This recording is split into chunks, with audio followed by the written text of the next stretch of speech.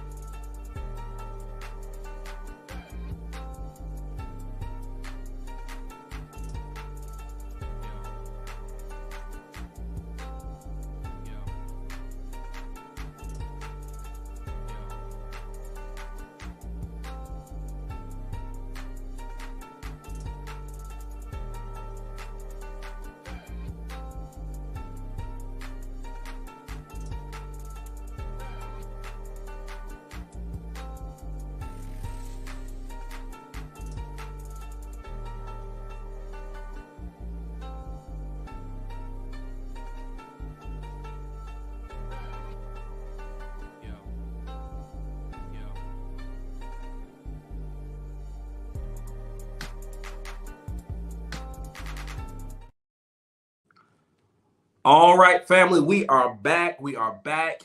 I am moving forward in with Word on the Street. I got people over here on my personal Facebook page. I have people here on YouTube as well as on the actual church page. And so tonight we're talking about purpose.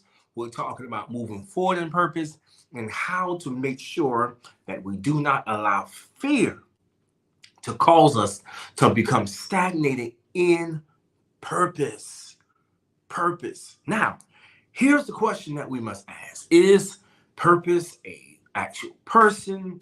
Is purpose an actual place? Is purpose an actual what is purpose? Right? Because a lot of times we go throughout life not understanding what purpose is, what it looks like, and how it applies to our life. So,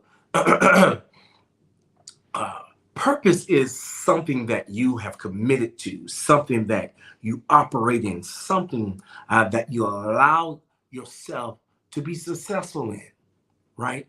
A lot of times we carry a lot of things in our heart and between these ears of us, ears of ours.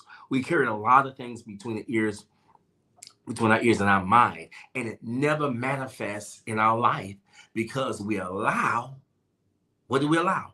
We allow fear to hold us captive. We allow fear to hold our feet still. And we can't move out in what we're called to do because we're fearful. We have a million and one excuses that we present to life, that we present to God. I think about the story with the disciples when he told them, "Hey, follow me. I'll make you fisher of men. Follow me. I'll show you how to build the kingdom." And a lot of them gave God a lot of excuses. One say, hey, I got to go bury my father. I got to go tell my family goodbye. And Jesus, in his awesomeness, took away every excuse for them to remain stagnated. What in your life is causing you to remain stagnated? That's the one question that we have to really ask. What in our life is causing us to remain stagnated? Causing us to remain still, causing us to have cinder blocks on our feet. Pause right quick. Hey, if you're jumping on right now, you are coming into Word on the Street, and we have someone that just landed in the city. She's jumping on right now, none other than Pastor K. As she comes on in, she's gonna jump in with me. She, there she go. She's here. She's here. What's up, Gary? Man, text me, man. Yeah. So listen, she made it. She has jumped in. Lord, let me make sure the camera can get your face. There we go. I made it. She's above the plane, as you can see. You all probably can't see over here on social media, but yeah, she's closer to me now. So hey, listen, she has arrived. So what we're talking about tonight, we're talking about purpose and making sure that we don't remain stagnated in our life and moving forward in purpose. And I'm so glad that you made it. I made it. Oh, y'all can't see her over here. There she go. Hello there. She's there. Now, what I need you to do. I know what you need me to do. All right. And I'm doing it. She's coming in out of order, y'all. Whew. Let me help her out. She's going to go live from her actual Instagram page. All right. She's going live from her Instagram page. I am. Yes, she's here. I have made it. You have made it. Well, thank you. Thank you all. Yeah. So I should try to come in and take over. Okay. All right. So she's going on live. Type fast now.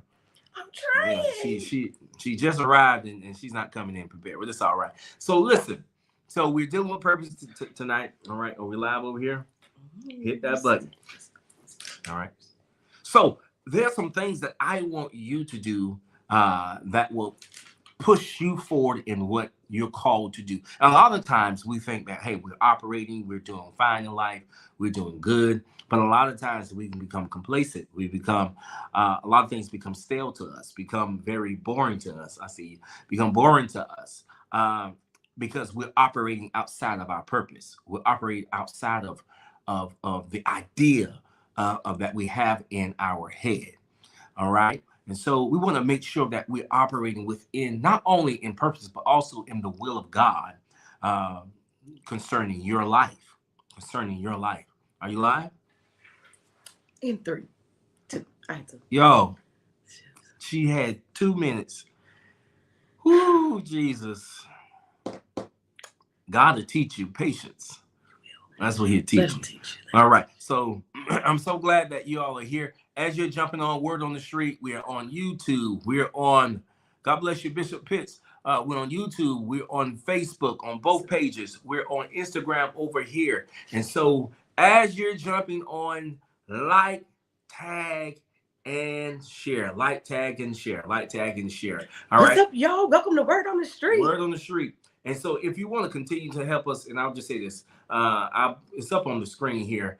But if you want to like, tag, and not like, tag, and share, but please if you want like, tag, and share. Please like, tag, and share. But if you want to continue to help us further ourselves in ministry, I want to make sure. Oh Lord Jesus, hold on, y'all. Something's going on my page. One second here, y'all. What's up, y'all? Welcome to Word on the Street IG. There we go. We're here. We are here. Word so listen, you can, I like that. So you can help us out by, should you be led, you can give by $Be Believers on Cash App, or by Zelle, victoriousbeliever16@gmail.com to help us continue in in ministry. God bless you, Pastor Tuck, Apostle Tuck. All right, so listen, let's talk about purpose. Let's talk about purpose. All right, so let me ask you this question. What is purpose to you? Purpose to me is whatever you feel called to do, pulled to do. Okay. Whatever the Lord is calling and pulling you to do. We're gonna turn this. There we go. Tad, all right. Purpose is so much wrapped in purpose. Yeah. There's gifts, and so purpose is anything that you feel called, led, or pushed to do. Okay. Purpose is it's tough sometimes. Yeah. Walking in purpose. There are so many things that try to deter you. Yeah. When you get to walking in purpose. Come on. It's not an easy place to get to. It's not an easy thing to arrive to. On the way to purpose, there's going to be a lot of lumps, bumps, stops, and obstacles that come. Yeah.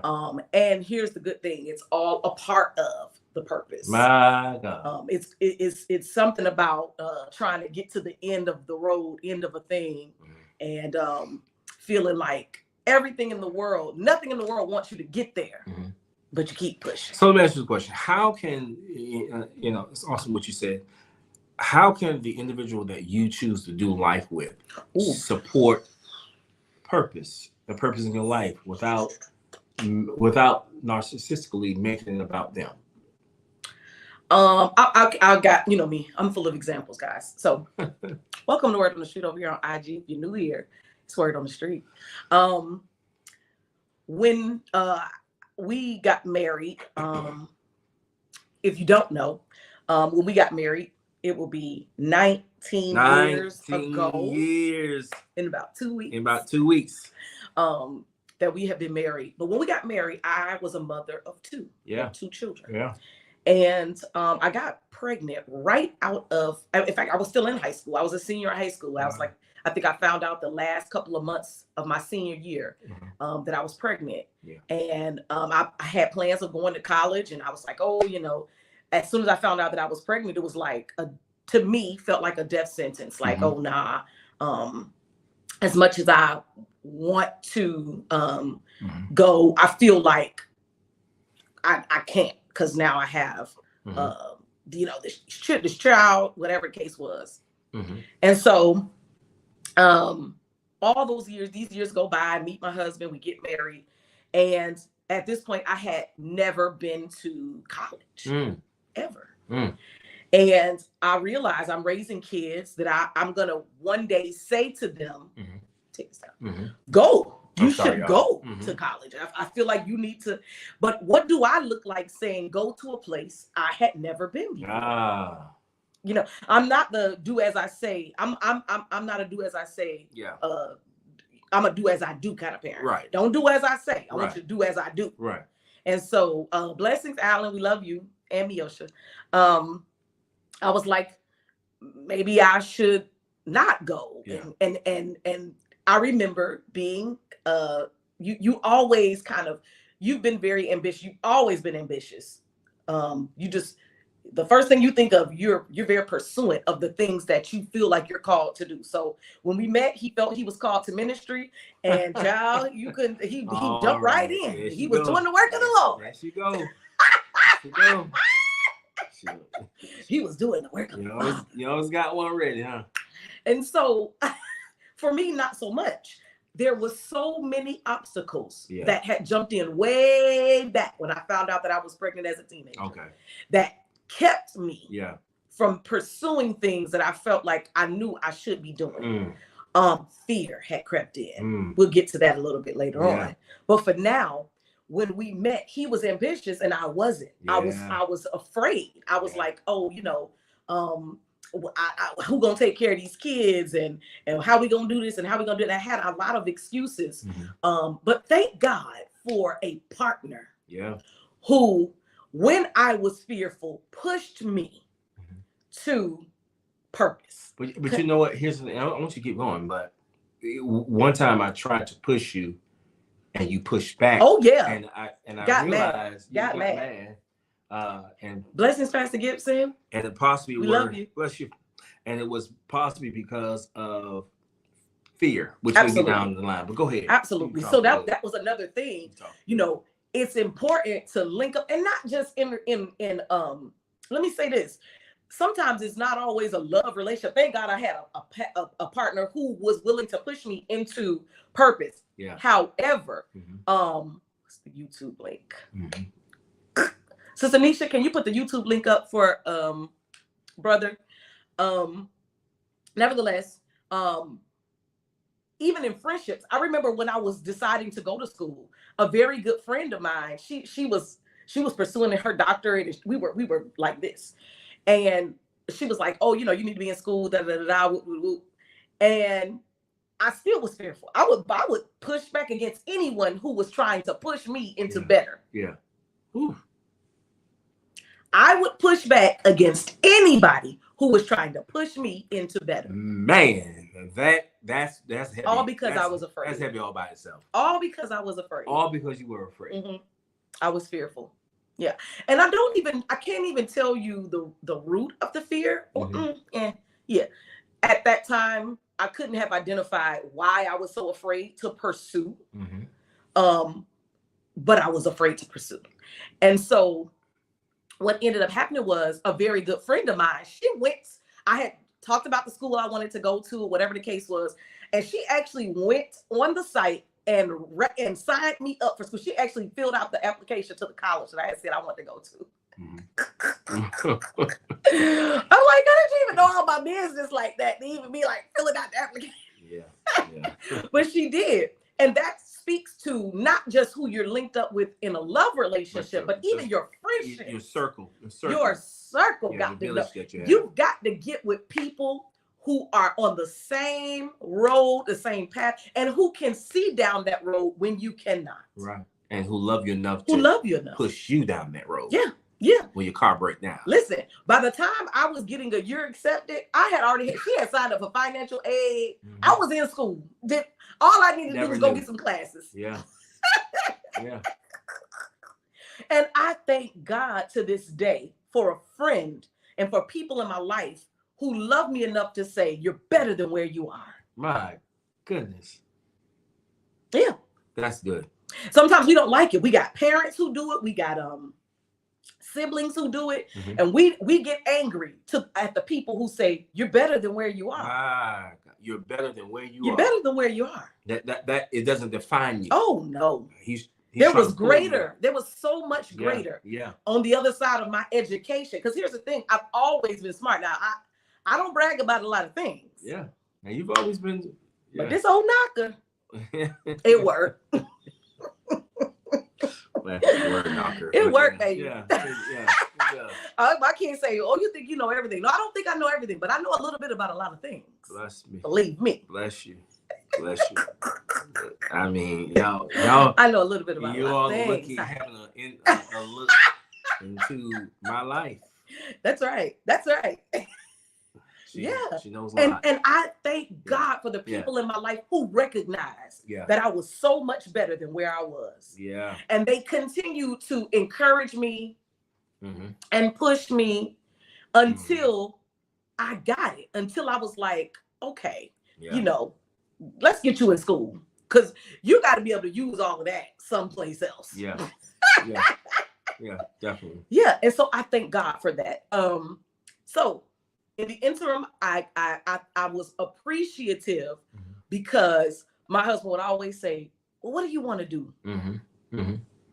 Maybe that's why. What do you want to do with your life? What do you see yourself? Yeah. Blah, blah, blah, blah. And I'm like, I don't know. At this point, being married and being a mom had defined me. It was all it was who I was. It was all that I had felt that I needed to define me. So your current status or place in life absorbed you to the point I where let that be the sum total of what I thought I was. Yeah. I was like, okay, I know how to be a mom really good. I know how to be a wife. And even here's the thing, let's be 1,000. At that time, I probably wasn't the best at being a wife. Oh man. I knew how to be a mom Yeah. because I was a mom before I had met you. Yeah. And so I had perfected that. Yeah. And I walked very high with, like, you can't tell me nothing about being a mother. Right. I can tell you with my eyes closed how to raise a kid. Right. Because you were doing it since 18. Yeah. So yeah, you couldn't tell me anything. I'm like, yeah. oh, I know how to do that. Yeah. Let me school you in right. motherhood 101. Right. But then past that, yeah. Even in ministry, it took me a long time to say, okay, I'm probably, ready to walk in my calling. Yeah. Even though my pastor had said to me when we first met that I was called to ministry. He would tell me, he was like, there's a word in your belly. Like, I don't see nothing. Right. Man, this girl here. Oh, it is? Let me take a look. I don't see nothing. Yeah. Because I was afraid. I was fearful. And so it kept me from a lot of things. Yeah. Whereas I was with someone who was super ambitious. Yeah. What my fear looked like to him was laziness. How about that? Yeah. Look at you. All right. Your fear. Yeah, I gotta give you a high five on that one right there. That blessed me. Yeah. So, wow. Yeah. Mm-hmm. Your fear looked like laziness because I'm out here ambitious and moving forward and stuff like that. Yeah. But let me say this. Even though your fear looked like laziness, my ambition was driven by the lack of or coming from a place of what I thought was failure in my mind, if that makes sense. Trying to outlive that place of failure and running. So in a sense. So hold on. Park right there. What was the failure? I think probably going to school, not really excelling at that, not really being at the place in life that I wanted to be at. It was just a number of things that I had on my checklist that I was like, man, I'm not successful in life. I'm not successful in the ministry. I'm not successful in this part. And so I became the thing that I never had, which was a father. So you let one moment of failure be the driving force behind your ambition. So failure fueled my ambition. Failure fueled your ambition. Nothing wrong with that. However, it can become unhealthy. Oh, yes. When you constantly are pursuing so many different things that you never hone in on. Not to say that you can't do a whole bunch of things, because you can. Right. But sometimes it can get muffled when you are pursuing so many things. Right. It's like, okay, I got to do this, and I'm jumping over here, and I got to do this, and I'm jumping over here, and you never finish a thing. Now, somebody had a question over here that I thought was really good. Oh, okay. And it said, is your calling and your purpose the same thing? Is your calling and your purpose the same thing? Well, my opinion is that whatever you're called to do is going to be the vehicle that takes you to your purpose. Right. So, I'm called to ministry, right? I'm called to ministry in many areas. Singing is the vehicle right now that's driving me to purpose. Make sense? Yeah. Yeah. So I feel like because you had this ambition and it came from these are things that come from childhood. Now let's be clear. Let's read this. Your purpose is from God. Your calling is how the purpose is being used. Bless you, Pastor Usher. Yes, sir. Yes, I love it. Yes, sir, Doc. I love it. Yeah. So your purpose is from God. Your calling is how the purpose is being used. And let me say this. In my life, I struggled so much because my father never spoke identity into my life. if that makes sense. Okay.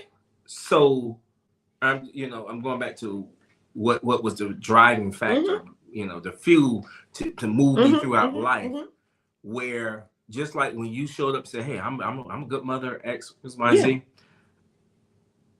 I was determined, right, to be the best father ever, because that's something that I never had. Okay. See the difference? I had a great mother. Yes, you did. Yes, you did.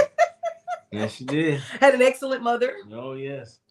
And of course, if Right. I was fatherless. Right. Nevertheless, right. Because you had that absent parent, right, you felt like that was who you were. What's Bull. Elder Bull? We love you, my bro. Go ahead. So I feel like for me, that fear was a stumbling block. This is what I'm telling you. You're going to have many of those. You'll have many moments where different things will try to come in and keep you from getting to purpose. Come on. Okay, so mine was fear. Yeah. Yours was failure. Yeah. I want y'all to catch it. Yeah. So whatever your thing is, what we're saying tonight is don't allow that to be the thing that keeps you from pursuing. Right. Pursuant of what God has called you to do. What He's called you to do. Because those things become distractions. They become distractions and the deterrents. Yeah. It'll turn you around if you let it. Oh, come on.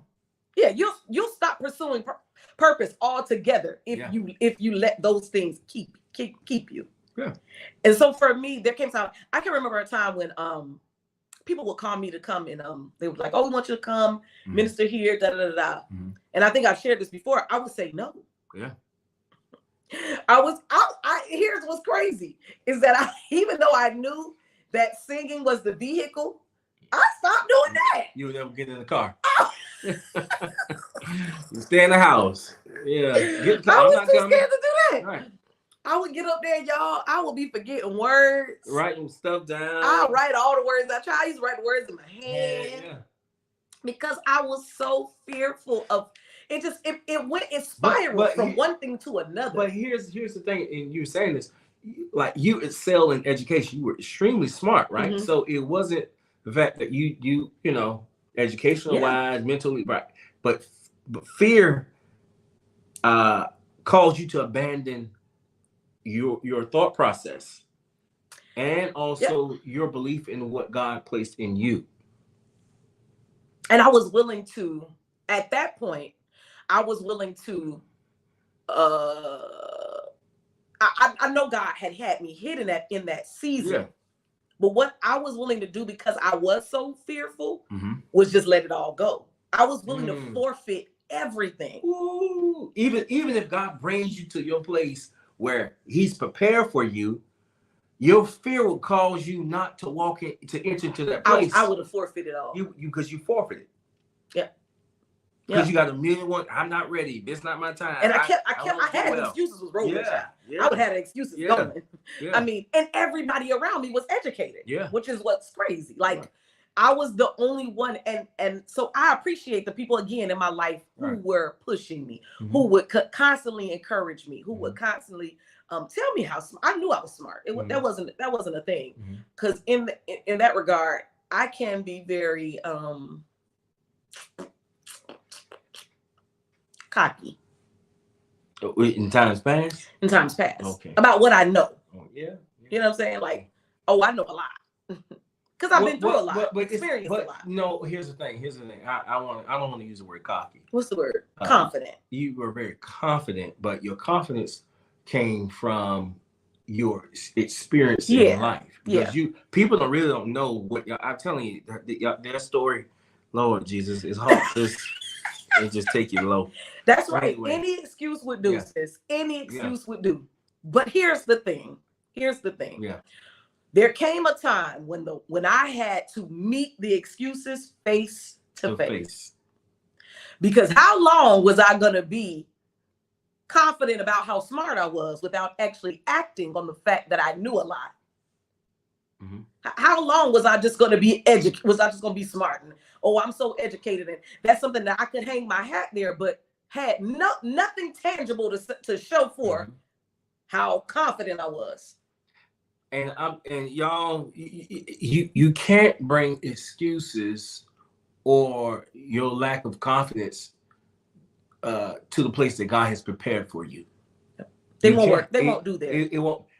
And I always believe this. When you're in battle, right? Mm-hmm.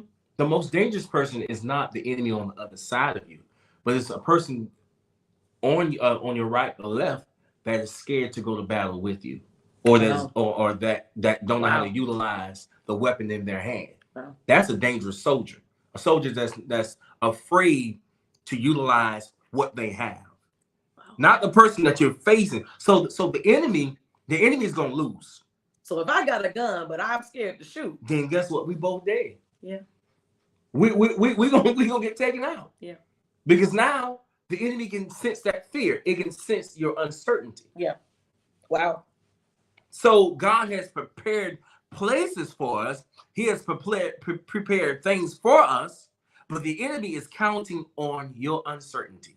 He's counting on your lack of confidence, your fear. He's saying, God, I know that you prepared this for them, but they ain't gonna take it because they have no confidence in who they are. They're still stuck in their fear. Fear is like a boa constrictor. Yeah. And it will wrap itself around you until you quiet. You can't speak. It muzzles your faith. It muzzles who you are. Man, listen, let me be quiet because I'm feeling I done got a little. Go ahead. No, it's what's in you. No, it's all right. All right. There she goes. She's messing with me again. It's in you. I just can't help it. Lord help me. It's who you are. It is who I am. But fear, it would cause you to sit still. Like it paralyzes you. Understand here now. That's what it does. It paralyzes you. And it allows you to see everything around you, but you cannot move. Woo. It constricts, it wraps you up, and it suffocates. It pulls it crushes. Think about it now. A boa constrictor does not eat its prey alive. Come on. It wraps itself around it, crushes its bones, render it powerless, and then once it's there, it consumes it. So what fear is doing is wrapping itself around us. While you want to jump out on that thing, but fear has you, something in you has you standing still. Where you should be fighting, you can't fight. Wow. Because you're paralyzed. Wow. So we have to get out of our head because it's causing us to miss out on what God has for us. Yeah. I keep trying to tell you, when God freed the children of Israel, they got out in the wilderness and could not handle the responsibility of freedom. Come on. They couldn't handle it. They were so used to a certain way of life. We have become so used to fear. We have become so used to no's and denials and closed doors and missed seasons until we can't walk into when God has opened. He's given us the green light. This is it. But we can't walk into it because we're so used to failure. We're so used of having a hard life, not walking out in what God has calls us to do. We can't even love properly because we're so used to being mistreated. We're so used to defending ourselves. We're so used to of the word I call survival. Jesus. Yeah. We're so used to surviving until we can't clearly see what God is trying to do in our life. Hey, listen, real quick. If you jumped on, you're on Word on the Street. Welcome to Word on the Street. My God, you're Word on the Street. Listen, this is Word on the Street. I'm so glad you're here with us. If you want to continue to help us do ministry in a big way, you could connect with us, partner with us via Cash App, $Be Believers, as well as Zelle, which is Victorious Believers 16. Again, everybody, pause. Stand to your feet over here on IG. Apostle Isaiah Templeton is here. We Bless want to you, man. acknowledge his How are presence. you? We love you. God bless you, man. He's on IG over here. Yes, but yes. But, Love you. we love you all. But I'm so glad everyone that's jumped on, that you're sharing and you're liking. But yes, we are in a space. The Cash App is in the comments here, is $ the believers. Again, Cash App is $ the believers, and Zelle is victoriousbelievers16@gmail.com. I know, make sure you see our emblem on there. We want it in the kingdom, but we wanted to come on this side of the kingdom, if that makes sense. All right. So I'm so glad that everyone is on here. But yes, so we're surviving instead of thriving in what God has called us to do.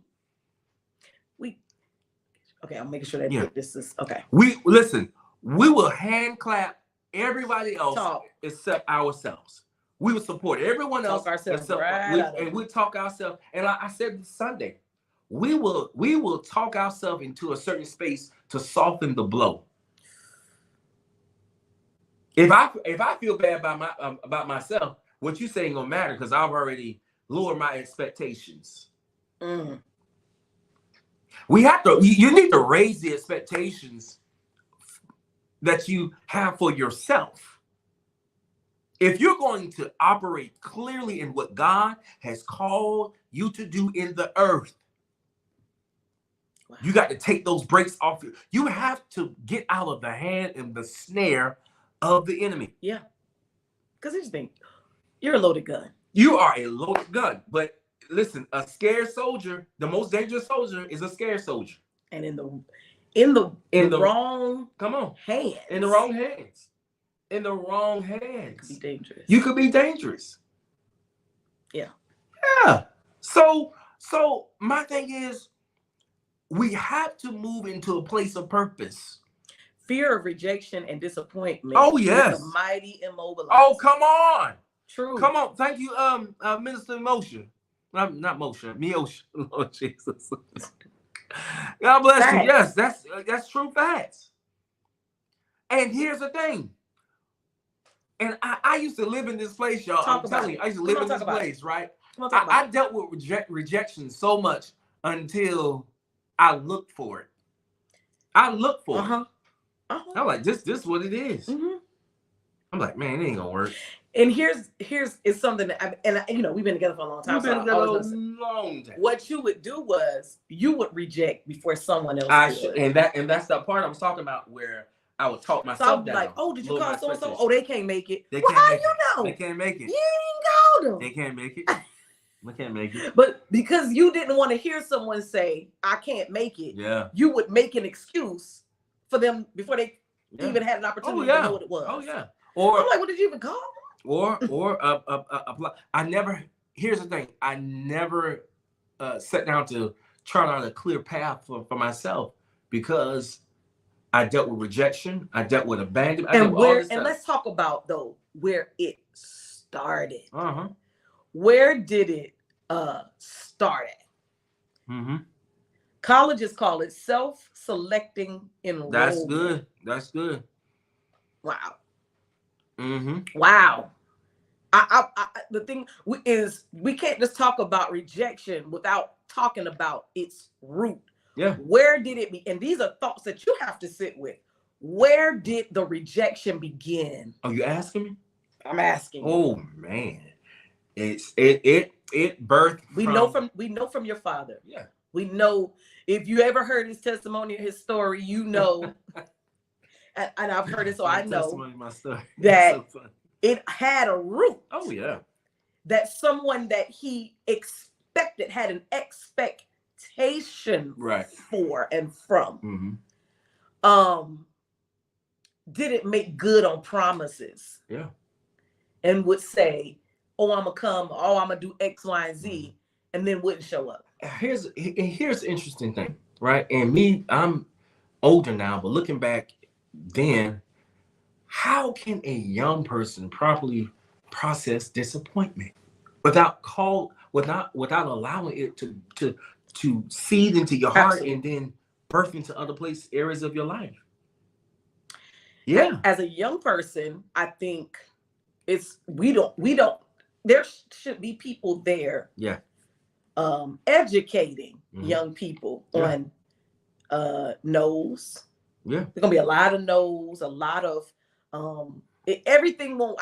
This is a tough generation where everything is yes, yes, yes. Mhm. Where they expect everything to be yes, yes, yes. Yeah. And no's hurt their feelings. Right. Right? Like no is like Mhm. no. Mhm. Yeah, I said no. Mhm. Mhm. I said, that's what you said. I said no. That's exactly what I was saying. I Uh-huh. said, did you hear me? I Uh-huh. said no. Uh-huh. It's a complete thought. No. But we have not trained these children to accept the no's Mhm. and the not right nows Mhm. and the nevers. Yeah. So they get offended. They're closed off. But here's the thing. You ready for this? Because I did not properly or could not understand let me go back. Let me put it this way. Because my relationship with my father birthed a level of rejection, Mhm. right? I process sometimes God saying no as rejection Mhm. by God. So there was a comment here. I'm going to go back to Okay. it. Go ahead. I'm sorry. And it was good. It said me and rejection don't go hand in hand. But I learned sometimes that rejection was good for me. Mm-hmm.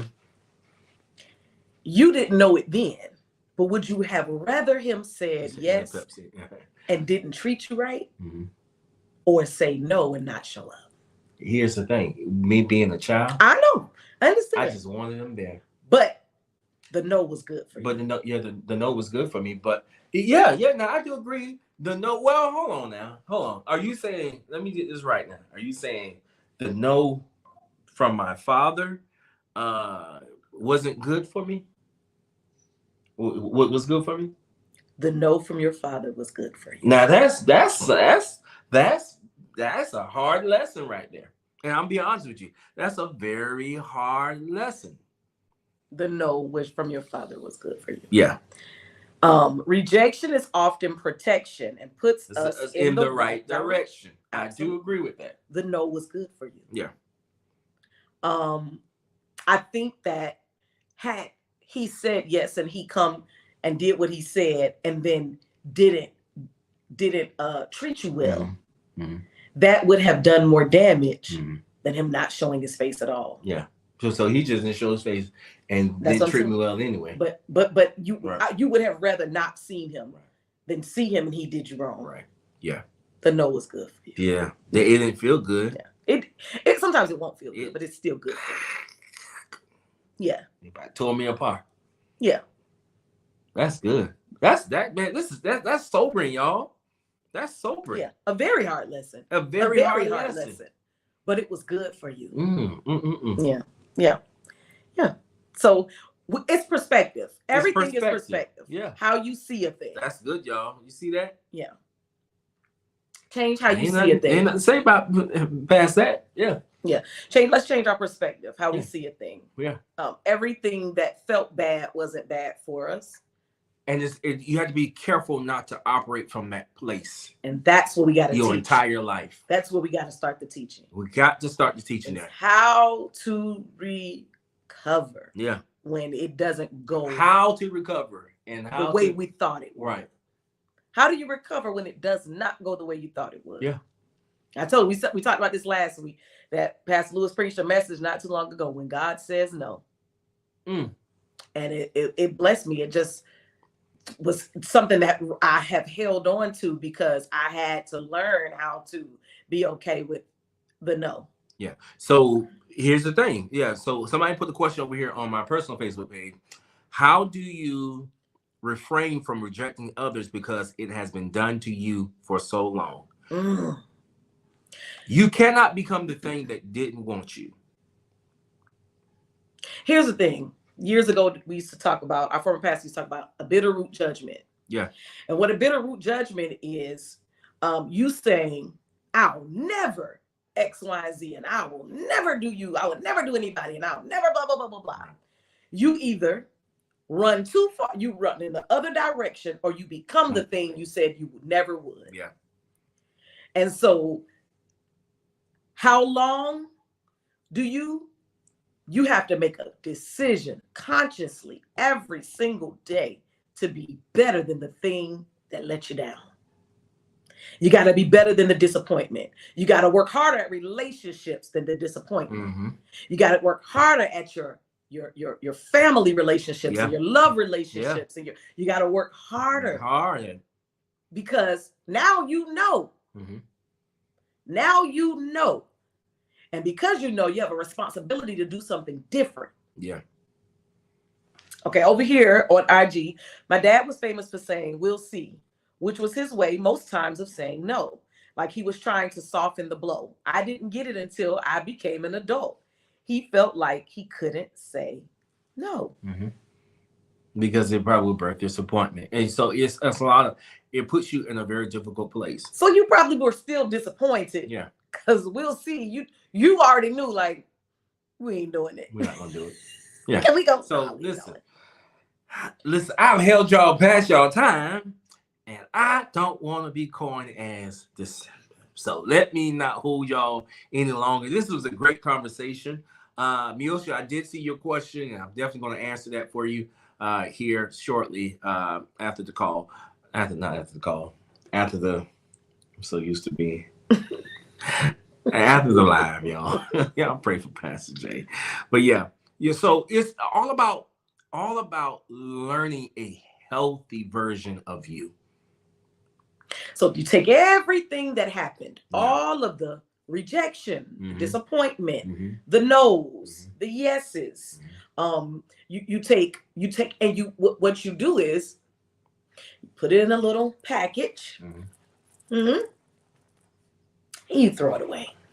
Jesus. You thought I was gonna say something else. I thought you was preaching. Thought you was preaching. I was. Because here's the thing. There'll never be a better version of you if you're holding on to what you knew. Jesus. That was good. All right. I knew I should get that. Thank you, Lord. That's good. That was. That's what you're getting. That was. I was playing. But yeah, that was amazing. That was amazing. Yeah. So, not throw you away, but moving into a healthy version of you.